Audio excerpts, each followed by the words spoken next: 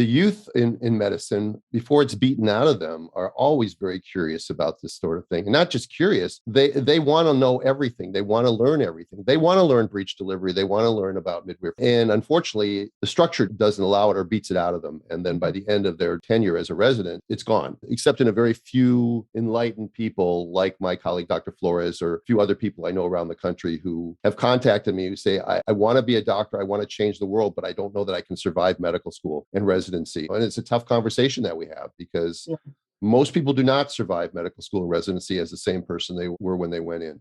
Because if you really keep true to your values, you either get beat up or you have to shut up. I want to tap into that. I say the same thing to midwives all the time. If somebody comes to me and says, I've trained 15 midwives now, and the first thing I do is try to talk them out of it. Not because the world doesn't need more midwives, because what happens is I found at least half of my students, the sustainability level, if they don't come into it with a solid foundation where they've tapped through all of their, maybe not all of them, but through their traumas, where they're in a place where they're not supported by their family, if they don't have a regulated nervous system, they're done. Private practice midwifery is something that you really have to root yourself into. And it's something that's really important for them to know before jumping into.